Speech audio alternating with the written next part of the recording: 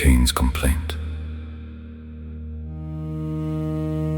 Genesis chapter 4 verses 13 through 15. And Cain said unto the Lord, My punishment is greater than I can bear. Behold, thou hast driven me out this day from the face of the earth, and from thy face shall I be hid, and I shall be a fugitive and a vagabond in the earth. And it shall come to pass, that every one that findeth me shall slay me. And the Lord said unto him, Therefore whosoever slayeth Cain, vengeance shall be taken on him sevenfold.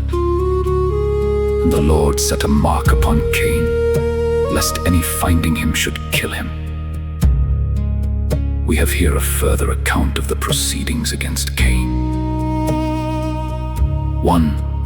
Here is Cain's complaint of the sentence passed upon him, as hard and severe. Some make him to speak the language of despair and read it. My iniquity is greater than that it may be forgiven. And so what he says is a reproach and affront to the mercy of God, which those only shall have the benefit of that hope in it. There is forgiveness with the God of pardons for the greatest sins and sinners, but those forfeited who despair of it. Just now Cain made nothing of his sin, but now he is in the other extreme. Satan drives his vassals from presumption to despair. We cannot think too ill of sin, provided we do not think it unpardonable. But Cain seems rather to speak the language of indignation. My punishment is greater than I can bear. And so what he says is a reproach, an affront to the justice of God, and a complaint, not of the greatness of his sin, but of the extremity of his punishment, as if this were disproportionable to his merits. Instead of justifying God in the sentence, he condemns him, not accepting the punishment of his iniquity, but quarreling with it. Note, impenitent, unhumbled hearts are therefore not reclaimed by God's rebukes, because they think themselves wronged by them. And it is an evidence of great hardness to be more concerned about our sufferings than about our sins. Pharaoh's care was concerning this death only, not this sin. So was Cain's here. He is a living man, and yet complains of the punishment of his sin. Lamentations chapter 3 verse 39. He thinks himself rigorously dealt with, when really he is favorably treated. And he cries out of wrong, when he has more reason to wonder that he is out of hell. Woe unto him that thus strives with his Maker, and enters into judgment with his judge.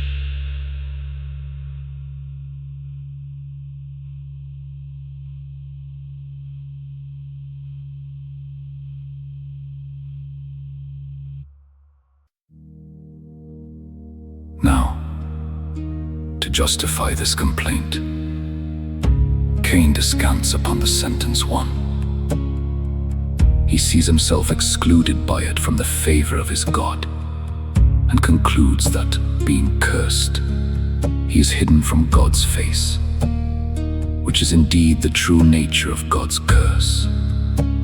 Damned sinners find it so, to whom it is said, Depart from me, you cursed. Those are cursed indeed that are forever shut out from God's love and care, and from all hopes of his grace. He sees himself expelled from all the comforts of this life, and concludes that, being a fugitive, he is, in effect, driven out this day from the face of the earth. As good have no place on earth as not have a settled place. Better rest in the grave than not rest at all. He sees himself excommunicated by it, and cut off from the church, and forbidden to attend on public ordinances. His hands being full of blood, he must bring no more vain oblations. Isaiah chapter 1 verse 13. Isaiah chapter 1 verse 15. Perhaps this he means when he complains that he is driven out from the face of the earth for being shut out of the church, which none had yet deserted. He was hidden from God's face, being not admitted to come with the sons of God to present himself before the Lord for. He's seen himself exposed by it to the hatred and ill will of all mankind. It shall come to pass that every one that finds me shall slay me. Wherever he wanders, he goes in peril of his life, at least he thinks so.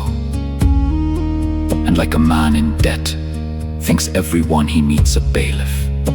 There were none alive but his near relations. Yet even of them, he is justly afraid who had himself been so barbarous to his brother. Some read it, "Whatsoever finds me shall slay me." Not only whosoever among men, but whatsoever among all the creatures. Seeing himself thrown out of God's protection, he sees the whole creation armed against him. Note, unpardoned guilt fills men with continual terrors. Proverbs chapter 28 verse. Job chapter 15 verses 20 through 21. Psalms chapter 53 verse 5. It is better to fear and not sin than to sin and then fear. Dr. Lightfoot thinks this word of Cain should be read as a wish. Now, therefore, let it be that any that find me may kill me. Being bitter in soul, he longs for death, but it comes not, as those under spiritual torments do. Revelation chapter 9 verses 5 through 6. 2. Here is God's confirmation of the sentence. For when he judges, he will overcome. Verse 15.